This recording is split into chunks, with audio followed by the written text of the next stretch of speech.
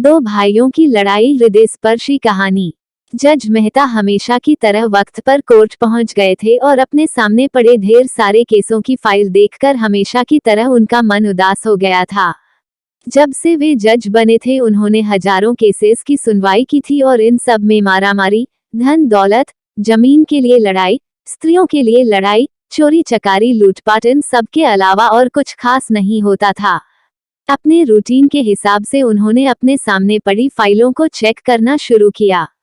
दूसरी फाइल उन्होंने उठाई ही थी और उस पर उनकी नजरें टिक गई। उन्हें ये केस बाकी सब से अलग और खास लगा। उन्होंने इस फाइल को पूरा पढ़ डाला।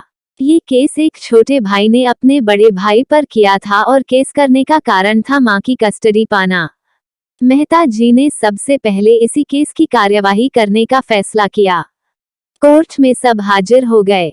जज ने सबसे पहले छोटे भाई को अपनी बात रखने का मौका दिया। छोटे भाई ने कहा, जज साहब, मेरी उम्र 50 वर्ष है और मेरे बड़े भैया की उम्र 60 वर्ष है।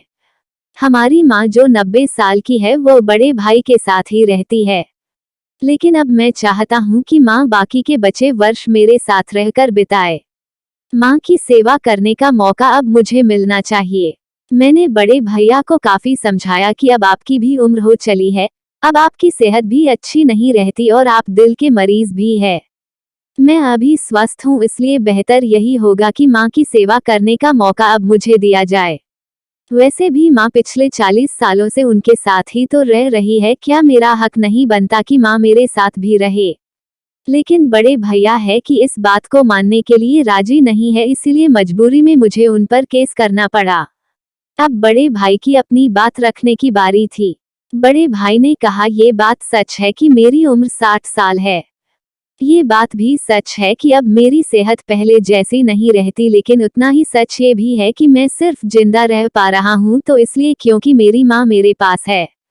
चाहे मेरी सेहत कितनी भी खराब हो, चाहे मेरी जिंदगी नर्क जैसी हो, लेकिन मेरी माँ मेरे पास होने की वजह से वही तकलीफों भरी जिंदगी स्वर्ग जैसी बन जाती है। जज साहब, आप ही बताएं, मैं माँ को अपने से दूर कैसे होने दे सकता हूँ? जज ने बड़े भाई से कहा कि तुम खुद कहते हो कि तुम्हारी सेहत अच्छी नहीं रहती, तो भला तुम कैसे अपनी माँ की देखभाल अच्छे से कर पाओगे, ये भी तो सोचो। बड़े भाई ने कहा, मैं अपनी माँ की बड़े अच्छे से देखभाल करता हूँ। आप माँ से भी पूछ सकते हैं और अगर वो खुद कहे कि उन्हें मेरे साथ नहीं रहना तो आप बेशक उन्हें मेरे भाई के साथ भेज दीजिए। जज को ये बात ठीक लगी और उन्होंने माँ को अदालत में बुलाने का फैसला किया। 90 साल की बूढ़ी माँ बड़ी ही कमजोर थी, वो जैसे तैसे व्हीलचेयर से अदालत में आई। जज साहब ने उनसे उनका फैसला पूछा तो माँ ने कहा कि मेरे लिए दोनों ही बच्चे समान हैं, किसी एक का पक्ष लेकर दूसरे को नाराज नहीं कर सकती। आप तो जज है, आप तो ऐसे फैसले हमेशा लेते हैं। आप जो भी फैसला लेंगे वह मेरे लिए आखिरी फैसला होगा और मैं चुपचाप उसे मान लूंगी।